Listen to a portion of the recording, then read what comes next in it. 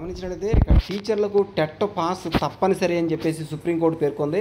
2009 తర్వాత నియమితులైన వారు కూడా ఉత్తీర్ణులు కావాల్సిందే అని చెప్పేసి చెప్తుంది. లేదంటే రిటైర్ తప్పదు.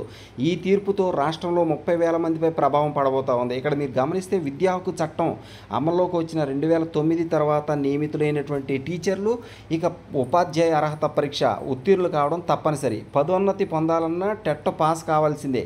ఈ మేరకు తమిళనాడుకు సంబంధించిన కేసులో జస్టిస్ దీపాకాంత్ దత్తా అలాగే జస్టిస్ మన్మోహన్లతో కూడిన ధర్మాసనం సుప్రీంకోర్టు ధర్మాసనం సోమవారం తీర్పిచ్చింది. దేశవ్యాప్తంగా అన్ని రాష్ట్రాలపై కూడా ఈ తీర్పు ప్రభావం పడనుంది. తెలంగాణ విషయంలో 2012 డిఎస్సి నుంచి టెట్ అమలవుతుంది. రాష్ట్రంలో 1,10,000 మంది టీచర్లు ఉండగా వారిలో 30,000 మంది 2 ఏళ్లలోపు టెట్ పాస్ కావాల్సి ఉంటుందని పాఠశాల విద్యాశాఖ అధికారులు చెబుతా ఉన్నారు.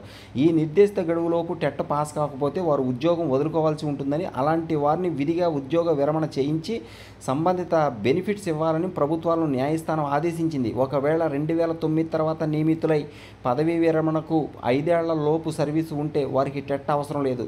వారు పదోన్నతి పొందాలంటే మాత్రం టెట్ పాస్ కావాల్సిందే. అయితే 2009 తర్వాత పదోన్నతి పొందిన వారు టెట్ పేపర్ 2 ఉత్తీర్ణులు కావాలా లేదా అన్న దానిపై స్పష్టత అయితే ఇంకా రావాల్సి ఉంది. ఇక్కడ గమనించండి, 2009 తర్వాత పదోన్నతి పొందిన వారు టెట్ పేపర్ 2 ఉత్తీర్ణులు కావాలా లేదా అన్న దానిపై స్పష్టత రావాల్సి ఉంది.